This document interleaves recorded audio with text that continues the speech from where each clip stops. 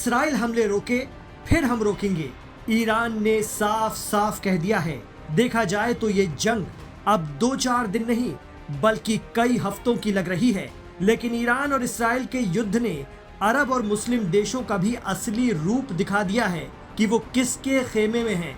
Iran में सबील media के head जमीर अब्बास जाफरी बता रहे हैं कि ये जंग सिर्फ न्यूक्लियर पावर हासिल करने से रोकने की नहीं बल्कि 2 कौमों 2 आइडियोलॉजी की बन गई है। वो बता रहे हैं कि ये जंग अपने पैरों पर खड़ा होने वालों, अपने रिसोर्सेज को बचाने वाली कौम और लूट का बाजार गर्म करने वालों के बीच की है। एक वो ग्रुप है जो चाहता है कि सारे रिसोर्सेज और लोगों को हम कंट्रोल करें क्योंकि हम ताकतवर हैं, लेकिन दूसरा ग्रुप इसके खिलाफ है। ईरान से जमीर अब्बास जाफरी ने लाइव हिंदुस्तान को बताया है कि ईरान में इस वक्त जोश और वलवला है और बदले की आग आवाम के दिलों में सुलग रही है। लेकिन ये भी सच है कि मुस्लिम और अरब वर्ल्ड में ईरान एकदम अकेला है, तन्हा है। सऊदी, दीगर अरब देश और मुस्लिम मुल्क भले ही कह रहे हैं कि हम ईरान के साथ खड़े हैं, लेकिन मीडिया रिपोर्ट बता रही हैं कि ईरान पर हमले के लिए इसराइल, सऊदी अरब, इराक और जॉर्डन का एयर स्पेस ही इस्तेमाल कर रहा है। ईरान की मिसाइलों को यूएई, इराक और जॉर्डन से इंटरसेप्ट किया जा रहा है। Aim right, achieve big. At KR Mangalam University, we provide you the platform to turn your dreams into reality. At KR Mangalam University. और तो और पाकिस्तान के रास्ते इसराइल खुफिया ड्रोन ईरान पर हमले पर सटीक जानकारी हासिल कर रहे हैं, जबकि पाकिस्तान के प्रधानमंत्री शहबाज शरीफ ने ईरान के प्रेसिडेंट मसूद पजेश्कियान से फोन पर बात करके कहा कि पाकिस्तान ईरान के साथ एकजुट है।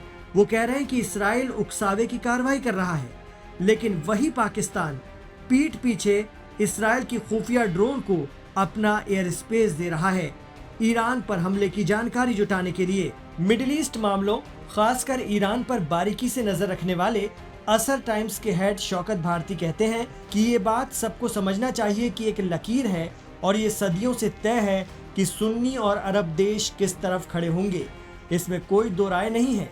आज फिर वो साबित हो गया। अमेरिका ने मिडिल ईस्ट से लेकर दक्षिण एशिया के मुस्लिम देशों में भी ऐसी ही फील्डिंग जमाई है, जिसका असर दिखने लगा है। मिडिल ईस्ट के अरब मुल्कों में तो अमेरिका के बाकायदा एयर बेस हैं, जिनका इसराइल भरपूर इस्तेमाल कर रहा है ईरान पर हमले के लिए। और तो और ईरान की मिसाइलों को यूएई, इराक और जॉर्डन रोक रहे हैं, यानी इसराइल को निशाना साधने वाली ईरानी मिसाइलों को ये देश आगे नहीं बढ़ने दे रहे हैं। अमेरिका इस जंग से भले ही पल्ला झाड़ रहा है, लेकिन अपने दोस्त इसराइल के लिए उसने पूरा मैदान सजाया है और मुस्लिम और अरब देश उसमें बराबर के शिराकतदार हैं। लेकिन सबील मीडिया के हेड जमीर अब्बास जाफरी बता रहे हैं कि किसी भी मुल्क में फाइटर जेट और मिसाइलें आग बरसा रही हों तो वहां कोई घर से बाहर नहीं निकलता। लेकिन शुक्रवार को ही इसराइल के हमले के कुछ घंटों बाद ईरान के सभी शहरों में हजारों लाखों लोग सड़क पर आए और अपनी हुकूमत से कहा कि जवाब दो।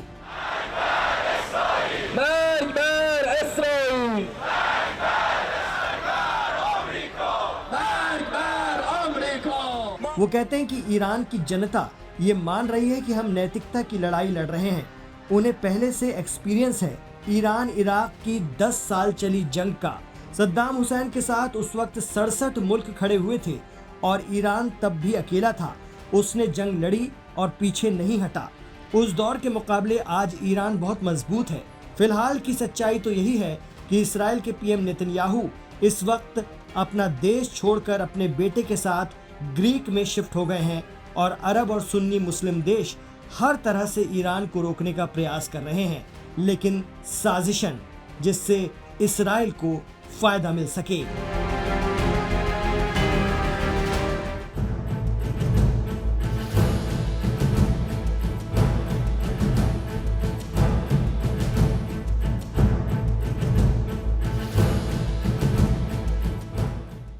मिडिल ईस्ट में हालात एक बार फिर से विस्फोटक हो गए हैं। इसराइल और ईरान लगातार एक दूसरे पर हमले कर रहे हैं और दोनों ही तरफ भारी नुकसान की खबरें आ रही हैं। शुक्रवार के बाद शनिवार रात भी ईरान ने सैकड़ों बैलिस्टिक मिसाइलें इसराइल पर दागी। इसराइल ने तेहरान पर जोरदार हमला बोला और एक बड़े ऑयल डिपो को उड़ा दिया। दोनों ही देश कोशिश कर रहे हैं कि प्रमुख स्थानों को निशाना बनाया जाए। इसी बीच ईरान ने इसराइल के एक प्रमुख प्रतिष्ठान को निशाना बनाया है। ईरान ने मिसाइल से इसराइल के प्रतिष्ठित वीज़मैन इंस्टीट्यूट ऑफ साइंस पर हमला किया है, जिसे इसराइल के सुरक्षा क्षेत्र की तकनीकी रीढ़ भी माना जाता है। कई जानकार तो ये भी कह रहे हैं कि ईरान ने इसराइल के दिमाग पर हमला कर दिया है।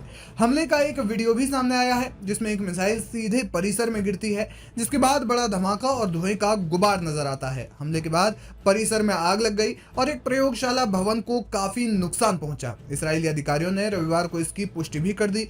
रिपोर्ट के अनुसार इमारत जिसमें प्रयोगशालाएं हैं उसमें आग लग गई। फायर ब्रिगेड की टीम ने जल्द ही आग पर काबू पा लिया और किसी के भी हताहत होने की खबर नहीं है।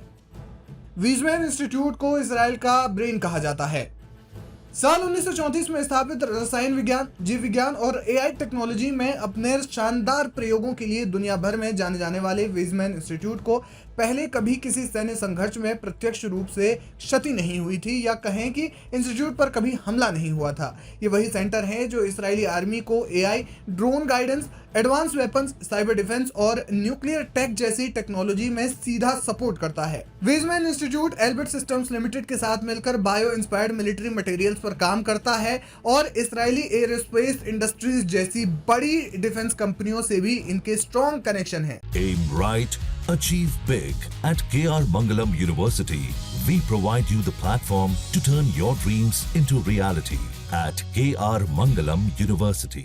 जानकारों का मानना है कि ईरान ने इसराइल के दिमाग पर हमला कर दिया है, सिर्फ बॉर्डर पर नहीं, अब टेक ब्रेन को टारगेट किया जा रहा है। ईरान के तेल ठिकानों पर मिसाइल अटैक। ईरान और इसराइल के बीच संघर्ष रविवार को और ज्यादा भड़क गया। दोनों देशों ने एक दूसरे पर रात भर हमले किए। इसराइल ने ईरान के दक्षिणी पार्स गैस क्षेत्र पर बड़ा हमला कर दिया, जो कि दुनिया के सबसे बड़े गैस क्षेत्र हैं। इसके साथ ही तेल गैस की वैश्विक आपूर्ति को लेकर चिंता गहराने लगी है। इजरायली मिसाइलों ने तेहरान के शहरान ऑयल डिपो और रक्षा मंत्रालय भवन को निशाना बनाया। शहर के पास एक तेल रिफाइनरी में आग लग गई और 14 मंजिला आवासीय इमारत पर मिसाइल गिरने से 60 लोगों की मौत हो गई, जिसमें 29 बच्चे शामिल थे। बताते चले कि ईरान की रेवोल्यूशनरी गार्ड कॉर्प्स ने कहा कि उनके मिसाइल और ड्रोन्स ने इसराइल की ऊर्जा बुनियादी ढांचों और फाइटर जेट्स ईंधन संयंत्रों को निशाना बनाया। उन्होंने चेतावनी दी है कि यदि हमला जारी रहा तो हमले और भी ज्यादा व्यापक होंगे। इसराइली मीडिया के अनुसार उत्तरी शहर तमरा में एक मकान पर मिसाइल गिरने से 3 लोगों की मौत और 13 घायल हो गए। मृतकों में एक महिला भी शामिल है। ईरान के हमले में इसराइल में भी अब तक 14 से ज्यादा मौतें हो चुकी है, वहीं 60 से ज्यादा लोग घायल हैं।